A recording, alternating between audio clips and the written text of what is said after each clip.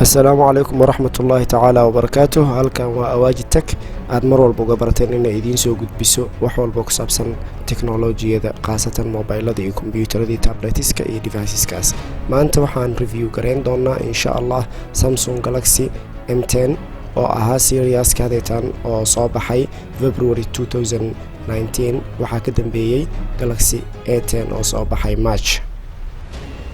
M10 tilmaamihiisa haddaan ka hadalno waxaa ka mid ah inuu leeyahay 2GB oo RAM ah, sidoo kale 3GB oo RAM ah, halka 2GB oo RAM ka ah wuxuu ku imaan doonaa 16GB oo storage-kiisa ah, sida 3GB oo RAM ku ugu imaan doono 32GB.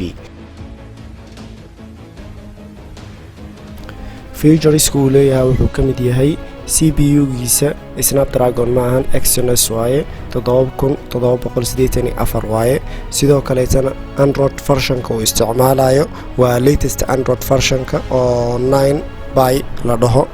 One UI-giisa waxaa waaye 1.1, sidoo kaleeta display-giisa waxaa waaye LCD ma ahan AMOLED. qaybta gadaal si guud ahaan haddaan ugu hadalno kamerada hadaytaan kan kore waa 13 megapixel waana wide cabir weyn waaye, sidoo kaleetana qaybta hoose waa 5 megapixel waana ultra wide, malahan telephoto. design-ka loo sameeyaaba wuxuu yahay M10 slim design, waa design oo iska naxiif ah, Soomaali ahaan waxaa waaye qaliir. sidoo kaleetana maxaa la dhahaa 2 simikaar gasho, kuwana waxaa gasho 1 simikaar. gigahertzkiisa hadaytaan waxaa waaye 1.6 gigahertzkiisa. network uu support gareeyana waa GSM, HCPA iyo LTE. taleefankan meelo badan waxay iskaga shabahaan Galaxy A10.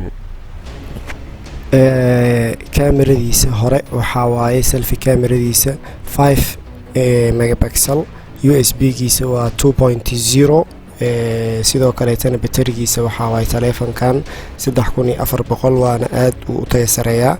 kalaradu ku imaan doona waxaa ka mid ah blue iyo black iyo red iyo gold, yacni blue iyo madow iyo guduud, sidoo kaleetana dahabi. lacagta badanaa la gadi karo waxaa ka mid ah 110 ilaa 130 oo u dhexeeya suuqyada xamar, sidoo kaleetana iyo suuqyada Asia. taleefankan haddaa rabtid waa kaasa.